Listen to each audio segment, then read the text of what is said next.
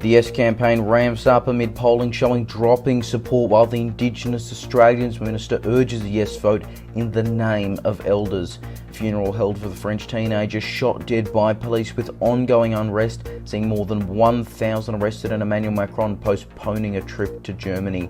The National AntiCorruption Commission now officially taking force, with both the Coalition and the Greens already set to make referrals.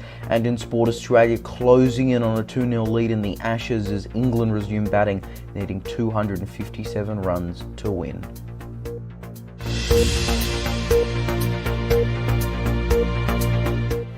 Good evening. We begin with the latest on the Voice to Parliament, and the Yes campaign is now ramping up its efforts, with events held aiming to build support nationwide. Indigenous Australians Minister Linda Burney has appealed for Indigenous people to support the Voice in the name of elders across the country. It comes amid polling showing dropping support for the Voice, with the referendum just months away. National reporter Lincoln Holmes has more. Multiple polls showing dropping support.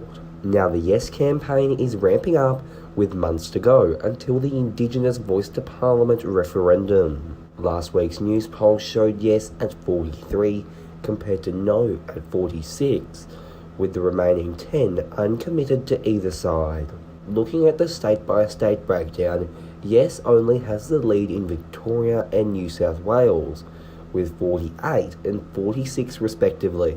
It's closest in South Australia at 45 to 46. In Tasmania, it's 43 to 48, while support for the No campaign rises heavily in Western Australia and Queensland.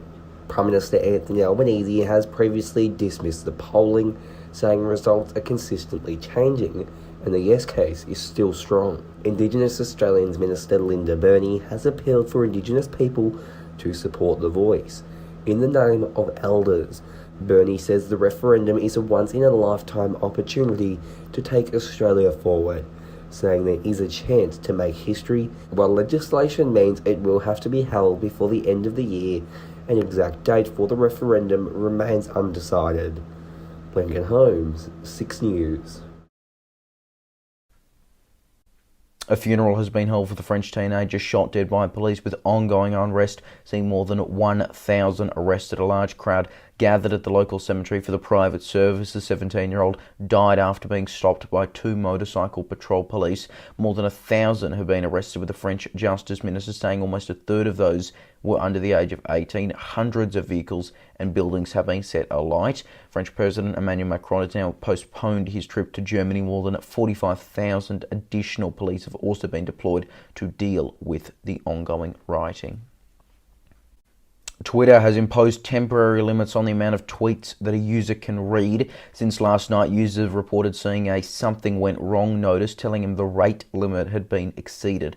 Elon Musk says reading limits have been put into effect to address extreme levels, as what he's called it, of data scraping and system manipulation on the social media site. The initial announcement said paid verified accounts were limited to reading 6,000 posts a day, unverified 600, and new verified accounts 3,000. That was later upped to 10,000, 1,000 and 500 respectively. The National Anti-Corruption Commission is now officially taking force, with both the Coalition and the Greens already set to make referrals. The Prime Minister, Anthony Albanese, says the government won't be directing the Commission to look at anything, aiming to keep it independent. Political editor Roman McKinnon has the latest. With the National Anti-Corruption Commission now officially taking force, speculation is mounting about who could face it. The NACC will be able to investigate corruption claims from before it actually existed. As of yesterday, former LNP MP Stuart Robert, who recently quit Parliament triggering the by-election, has been named as someone who may be looked at.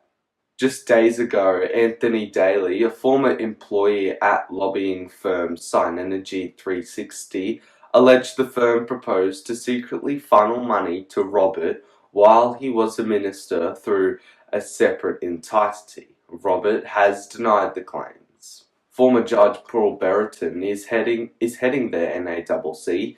He says he wants to have a reputation of being fearless but fair, which includes clearing the air of unfound corruption allegations. A federal anti-corruption commission was a big issue at last year's federal election campaign. Labor, the Greens and Teal Independents all heavily talking about it. There was even a party called Federal ICAC now, that's since disbanded, that focused solely on the issue. Prime Minister Anthony Albanese says the government won't be directing the commission to look at anything, aiming to keep it independent. This of course comes after the New South Wales ICAC report that said former Premier Gladys Berejiklian and former MP and secret boyfriend Daryl Maguire engaged in serious corrupt conduct. Current New South Wales Premier Chris Minns has said himself that being probed by the Commission should not mean an automatic resignation or the end to an individual's political career. Nothing in this report takes away, I don't think, from Premier Berejiklian's handling of the COVID emergency, which I still regard as being excellent. It's important, however, for all politicians in New South Wales and anyone in public life or positions of leadership to understand that we must manage conflicts of interest and in particular declare them. That has been a fundamental principle since the foundation of the New South Wales Parliament. It remains the case today, and my government takes that warning incredibly seriously. Tonight we know that the Coalition will refer the Brittany Higgins settlement to the NACC, while the Greens have listed its 10 top priorities, which includes sports rorts, robo-debt and Scott Morrison's multiple ministries. A stranded humpback whale has died on the New South Wales mid-north coast. The 30-tonne animal became stranded early yesterday morning and was found by a member of the public on the beach. Authorities worked to give it shade and keep it cool. It was hoped the tide would bring it out to sea, but it was found dead last night. The Liberal Party has launched its Rockingham by-election campaign in Western Australia. Peter Hudson is the party's candidate. The seat is held by Labor on a two-party preferred basis with more than 87% of the vote. Rockingham was vacated by Mark McGowan after his resignation as Premier and from Parliament last month. Turning our attention to federal politics, with polling from Resolve conducted for the Nine newspaper showing Labor has lost ground in Queensland. On a primary vote basis, the ALP is down 37 to 34, but nationwide it's up to 41% in the 3 months leading up to June. That's up by 1 from the last time, which is higher than the 32.6% of the actual primary vote they had at the federal election. It comes ahead of that Fadden by-election on the Gold Coast, likely to be retained by the LNP, but is being contested by a large pool of candidates and parties. The new financial year has now begun with changes to the pension eligibility, minimum wage and paid parental leave coming into effect. Several schemes for first home buyers are now also extended. National Affairs editor Austin Pollock has more. It's a brand new financial year, and as always there are many new laws and changes coming into effect. From yesterday, the minimum wage is set to increase to $23.23 an hour, coming to $882.80 a week. Also included is a 15% pay rise for workers in the aged care sector. Now this year, some people will be experiencing a lower tax return, with the scrapping of the low and middle income tax offset. It was a temporary tax cut for anyone earning up to $126,000. Also coming into effect to help families earning less than $530,000 will be eligible for an increased childcare subsidy. This coming into effect for every family with one child in care. The subsidy increases would also be extended to outside school hours care. It also means that parents will be able to claim 20 weeks of paid parental leave. This includes parented couples who are eligible to split the leave between them. Eligibility for the age pension is also changing. You'll now have to wait until you turn 67 to be eligible for the age pension, which is an increase by 6 months. Income test thresholds are also changing, with single pensioners earning up to $204 per fortnight will be eligible to access the full pension, which is an increase of $14. Couples will be able to pocket the full pension if they earn up to $360 per fortnight. Now, electricity prices are also on the rise at a time where cost of living pressures are putting pressure right across the household budget. Electricity prices will increase by 20 to 25% in New South Wales, South Australia and South East Queensland, around 9.51% in Tasmania, and in Victoria by 27%. Now, schemes for first home buyers are also changing, with the first home guarantee, regional first home guarantee and family home guarantee all receiving updates to their eligibility. Plus, coming into effect yesterday, families, siblings and other family members will be eligible to jointly apply for the first home guarantee. The Dutch king has formally apologised for the country's role in slavery. Willem-Alexander of the Netherlands said the royal family did nothing to stop more than 600,000 people being trafficked by slave traders. The king described the practice as a horror. It came on the 160th anniversary of the end to legal slavery in the country and its colonies. The Chinese Communist Party's marked its 102nd birthday. State media says the party's membership has risen to 98.04 million as of the end of last year. The CCP holds just over 2,000 of the 2,977 members in the National People's Congress, so the others are independents or parties under the direction of the CCP. It comes a fortnight after the Chinese President Xi Jinping himself celebrated his birthday. It was a bit low-key. He turned 70 years old. Back home, there is a fresh push to lower the voting age. A number of crossbenchers are now joining the campaign to make it 16. Dr. Monique Ryan, the independent member for Kooyong, spoke to 6 News about why she's in support of the proposal. Voting is a universal right, really, in democracies, and I think we should extend that right to all people who are competent to exercise it. And there's lots of reason to believe that 16 and 17-year-olds is just as competent as 18 or 19-year-olds. And let's face it, they're going to be affected for a much longer time by the decisions that politicians make in Canberra than individuals in our society who are 70 or 75. I think it's only fair and reasonable to extend the franchise to 16 and 17-year-olds. Now, there is some bipartisan support. Other people on the crossbench, the Greens, of course, themselves are pushing for this as well. But ultimately, for this to even happen, you're going to have to get the government on side. Is there any actual hope of that happening anytime soon? I know there's a lot going on in Canberra right now, but is this something that could feasibly be done by the next election, assuming it's not called early? I think it's unlikely that we'll get it up before the election, truth be told. The ALP did say in 2018, when there was a Senate inquiry into lowering the voting age, that they were broadly in favour of it. They had some stipulations which related to whether or not 16 or 17-year-olds who didn't exercise their enfranchisement should be penalised or not, which I think is reasonable sorts of concerns. But they did say that on the whole they're in favour of. Now, having said that, this year obviously we've got a referendum. We may have the next federal election as early as late 2024. So I think it's probably unlikely that we'll get a lowering of the voting age for the next federal election, but I feel really confident that we'll be able to get it before the one after that. You mentioned the concern there that, regarding whether to make it mandatory or not, whether to fine 16 and 17-year-olds who don't vote or not if they become fully eligible. Is there a kind of formal consensus among MPs like yourselves who are pushing for this, whether to have it compulsory with a fine or not?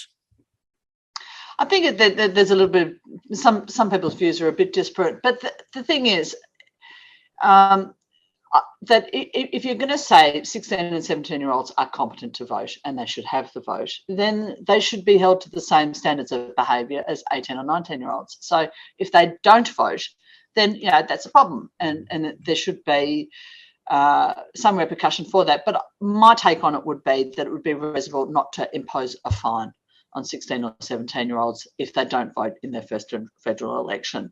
That way it is compulsory for everyone and the expectation is there, but we don't hold people we don't penalise them if they don't exercise that vote on that occasion. It's a sort of reasonable middle ground, I think. Yeah, so I know there are a lot of 16 and 17-year-olds, even younger, I can attest to that, who do want to vote and who would love to be voting soon. But do you think that the majority would like to vote if given the chance? I actually think people would. I think people appreciate being included, and they take things more seriously when they feel themselves to be heard.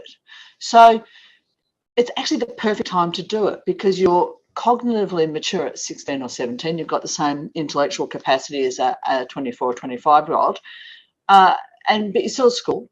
So you can talk to your peers, you can talk to your parents, you can get civics education at school, and most adolescents aren't getting that now. So most 16, 17, 18-year-olds, a lot of people come out of school and have got no idea about how Australian politics works.